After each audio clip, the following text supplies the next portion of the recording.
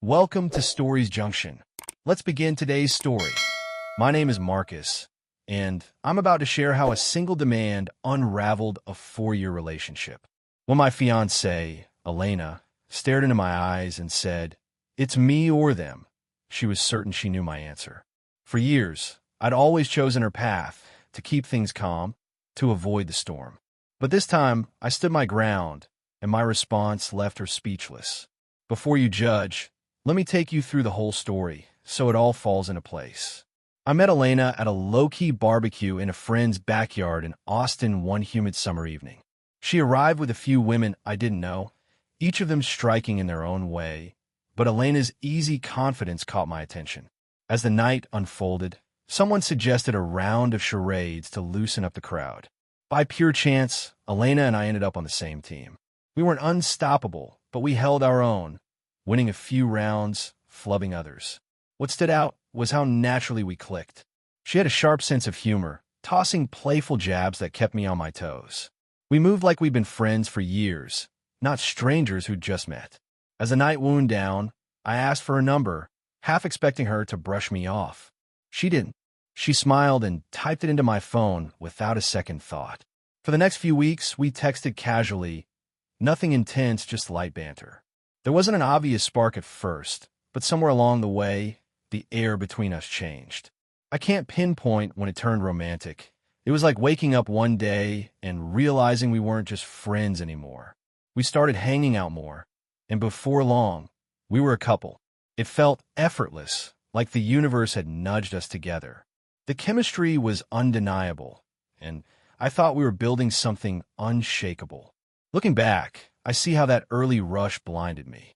I put Elena on a pedestal, ignoring anything that didn't fit the glowing picture I'd painted. There were hints, moments I should have clocked. She'd get snappy if I didn't see things her way, or she'd freeze me out over something small, like choosing a different restaurant than the one she wanted. I shrugged it off as her being fiery or particular. I didn't see those moments for what they were. Red flags I was too smitten to acknowledge. Love has a way of making you rewrite someone's flaws as quirks, doesn't it? You tell yourself it's fine, that it's just part of the package. I did that more than I care to admit. As our relationship deepened, I started noticing a rhythm to Elena's affection. When I went along with her ideas, nodded at her plans, or let her call the shots, she was warm, vibrant, the woman I fell for.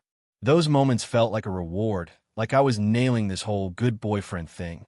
But if I pushed back, even gently, like suggesting a different weekend plan, her demeanor shifted.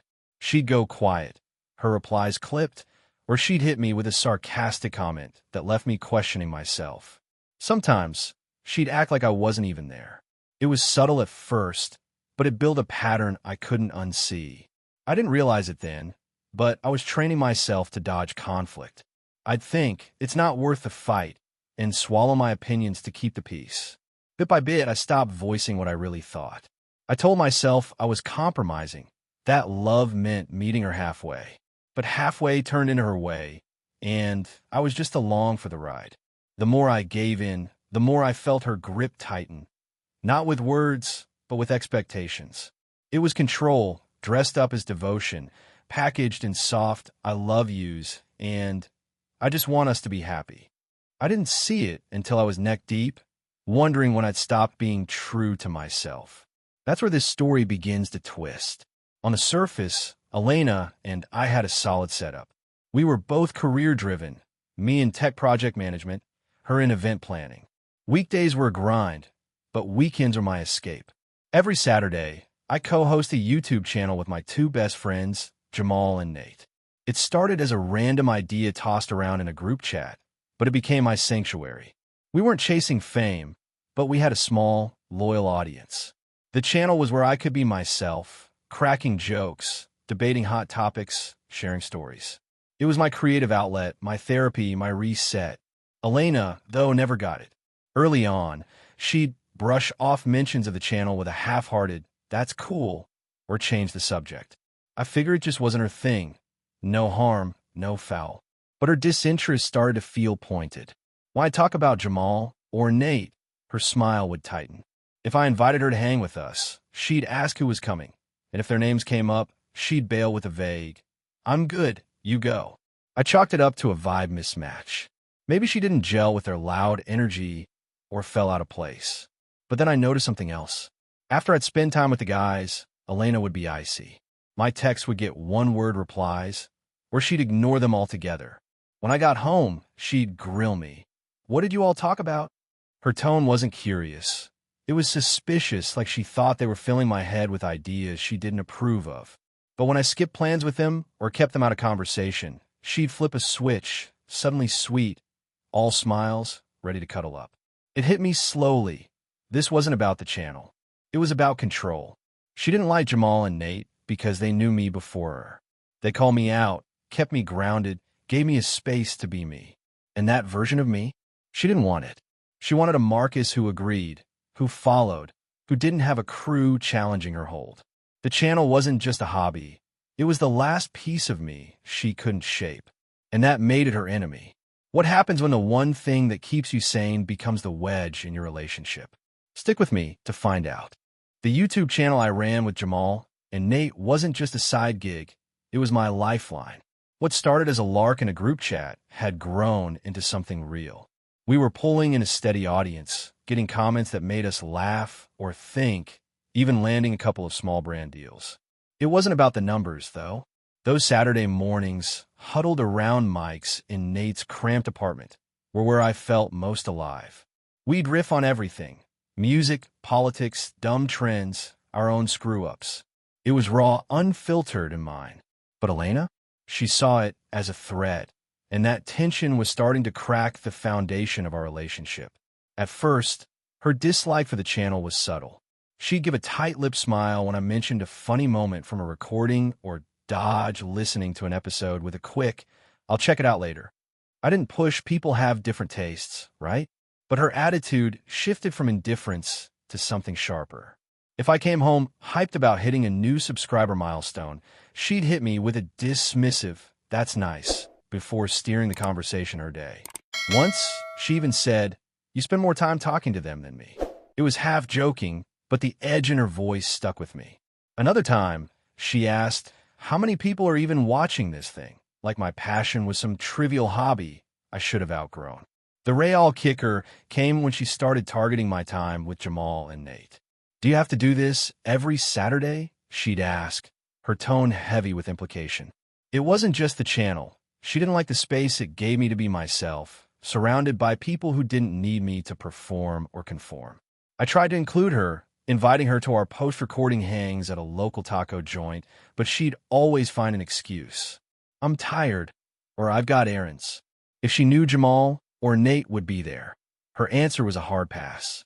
I started to see it. She wasn't just uninterested. She was building a wall between me and them. Her behavior got more blatant. If I spent a day with the guys, she'd be frosty when I got back. My phone would buzz with her texts, but if I replied while we were mid-conversation, her responses would be curt or non-existent. When I'd walk through the door, she'd hit me with questions. "So, what did you all talk about? Anything interesting?" It wasn't curiosity, it was surveillance. She was fishing, trying to figure out if they were swaying me, if they'd said something about her. But when I dialed back time with them, skipped a hangout, or kept my channel talk to a minimum, she'd transform, affectionate, engaged like the Elena I fell for. It was a pattern, and it wasn't hard to decode. She wanted me to choose her over them every time. I started pulling back from her emotionally. Sharing my excitement about the channel felt pointless when her reactions were a buzzkill. Why tell someone about something you love when they're just going to make you feel small for it? So I stopped bringing it up. I'd come home, keep my stories to myself, and let our conversations stay surface level. But that didn't fix anything. It just turned our home into a minefield. Every little disagreement spiraled. A comment about dinner plans could ignite a full-blown argument. We weren't connecting anymore. We were just dodging explosions. Things got heavier when we got engaged. We'd been together 3 years by then, and the proposal felt like the next step. I thought wedding planning would pull us closer, give us something to build together. Instead, it exposed every fracture we'd been papering over. Decisions about venues, guest lists, even colors turned into battlegrounds. Elena wanted control, not just input, but the final word. If I suggested something different, she'd shut down or snap. Why can't you just agree with me? I was exhausted, tiptoeing around her moods, trying to keep the peace while feeling like I was losing myself. One night, during another draining argument, I don't even remember what sparked it, she laid it out plain. "You need to cut back on the channel," she said, framing it like an olive branch. "For us. We need more time together." Her voice was soft, but I knew what it was, a demand dressed up as a request. My stomach tightened. I'd spent years bending to avoid her storms, but this was different. The channel wasn't just a hobby. It was my voice, my joy, the one place I didn't have to shrink to fit someone else's mold. I looked at her and said, "No, the channel's the one thing that keeps me grounded. I'm not dropping it because you don't like my friends." Her face changed, shock then anger. She wasn't used to me holding firm. "You're choosing them over me," she said, her voice low, like a warning. I didn't back down. "I'm choosing me," I told her. That was the moment the air shifted. From then on, every fight felt like a countdown to something bigger. We were engaged, but instead of planning a future, we were tearing it apart. The channel, my friends, my refusal to bend, they weren't just issues. They were symbols of everything she couldn't control.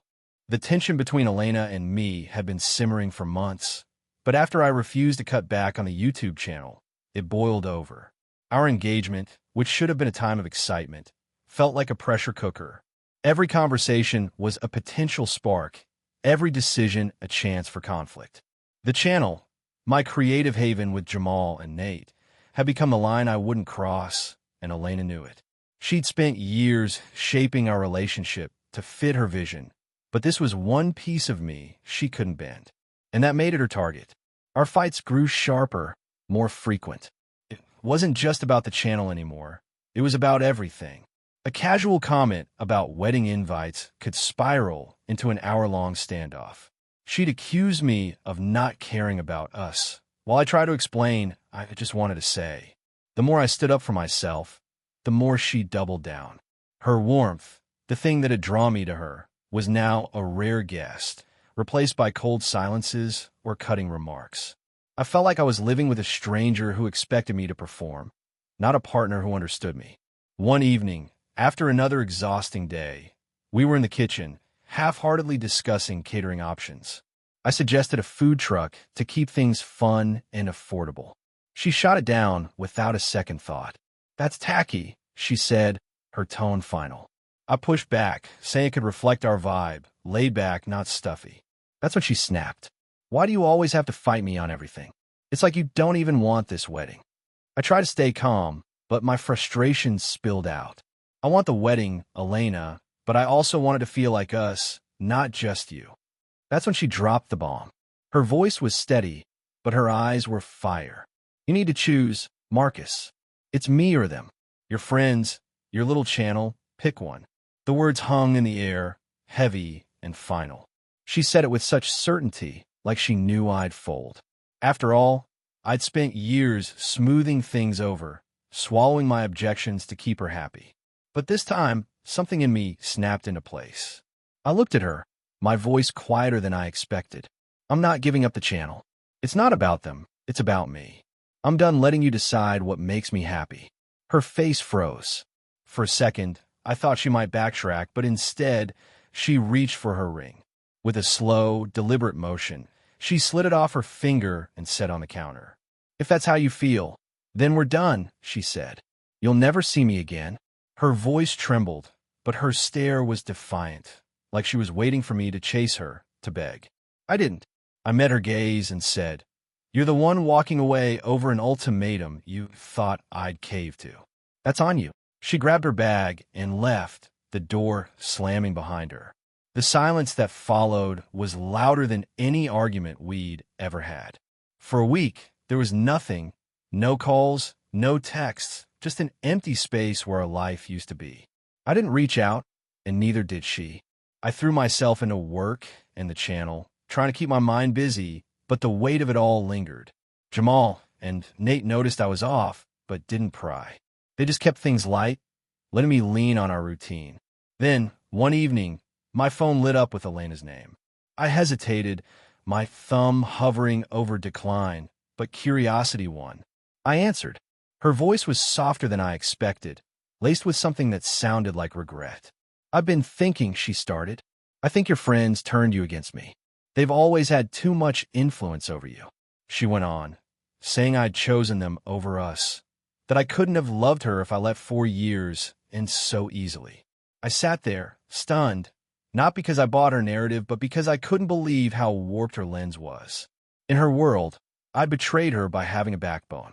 In mine, I'd finally reclaimed a piece of myself. I didn't argue.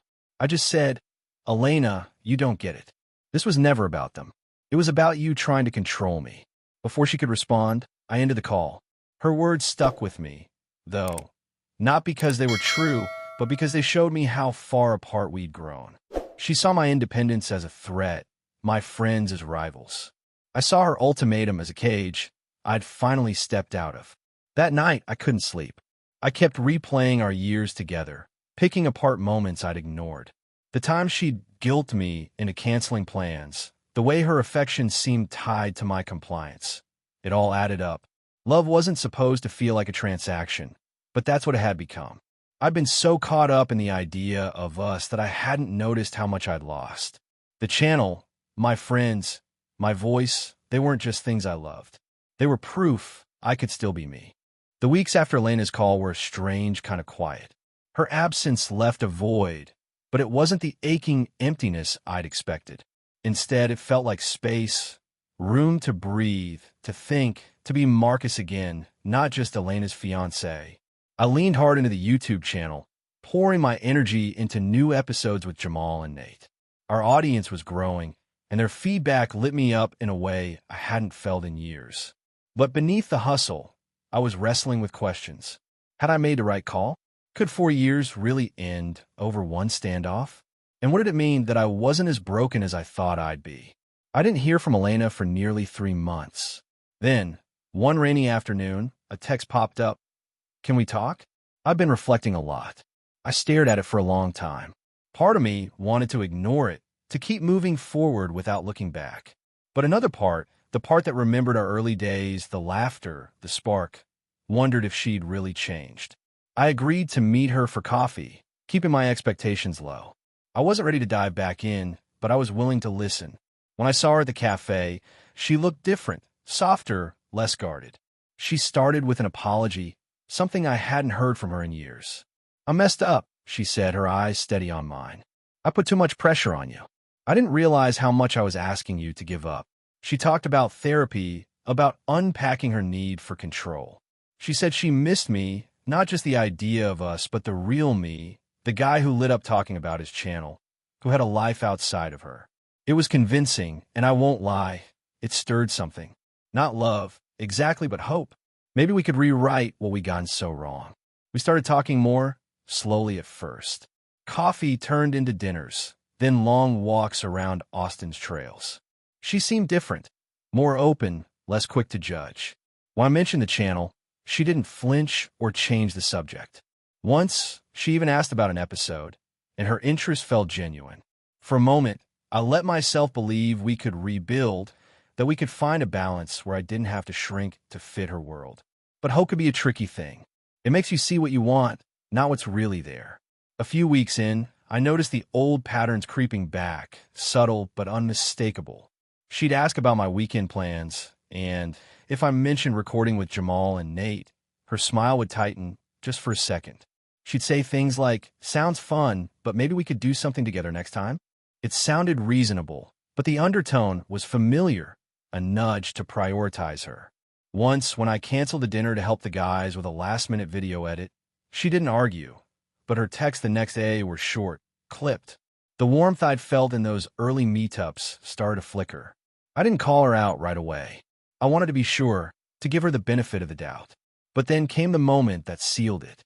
We were at her place, watching a movie, when she casually asked, "Do you ever think about scaling back the channel? To focus on other things?" Her tone was light, but it hit like a brick. I asked what she meant by other things. She shrugged, saying, "Just like us.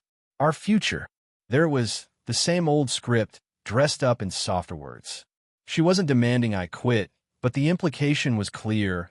My passion, my friends, my space, they were still obstacles to her version of us. I didn't react in the moment. I nodded, changed the subject, and let the night play out. But inside, I was done. I'd seen this movie before, and I knew how it ended. A few days later, I met her for lunch and laid out. Elena, I wanted this to work, I said. But I can't keep pretending I don't see the same patterns. You say you've changed, but you're still asking me to give up parts of myself.